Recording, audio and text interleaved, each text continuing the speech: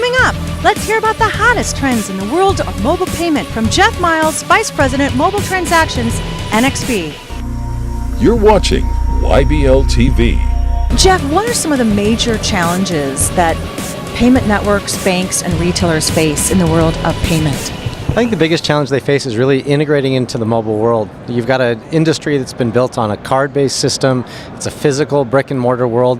And how do they really integrate with mobile network operators, OEMs, the big OS players, Android, Apple, etc.? I think it's a bit of a foreign world, and how everybody realizes that payments is coming to mobile, but how do they take their world and really make it into the mobile world? How will the world of payments change then when more and more people adopt a mobile wallet?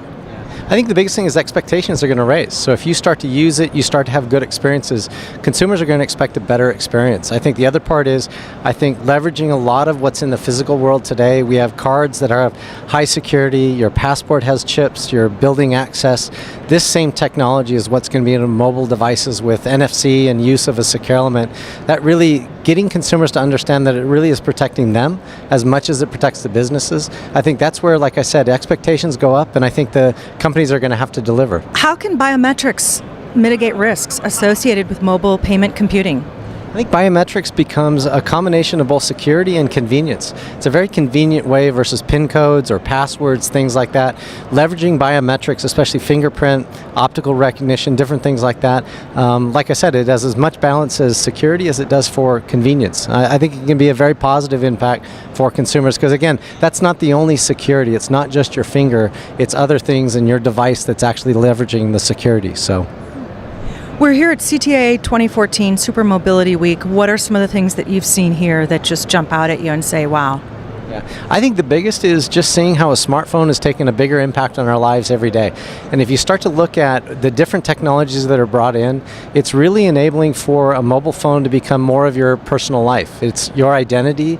It becomes also your security. It's how we get around, how we do things. So I think mobile phone companies are more and more trying to increase how we use a mobile device. Can we use it for identification? Can we use it for transit? Can we use it for payment? And I don't even think we've scratched the surface on what kind of additional things we can do security-wise to really enhance, like I said, protecting my privacy and my identity versus just allowing me to access different commerce. Any advice or feedback on Bitcoin? Yeah, I'll give some comment. I mean, it's honestly, I don't see it a lot as far as a big topic and how it's going into mobile payments. Most of what we focus on is how a mobile device is using physical brick and mortar stores. I've seen lots of different things around and how it works. I think the challenge is how does it fit into sort of the mainstream world, whether it be mobile, banking, different governments. I think it's got some interesting things online, but again, the challenge is how do you really use it to pay for your groceries at Safeway, your burger at McDonald's? I think that's probably the big hurdle they've got to really become mainstream in what I would call brick and mortar payments.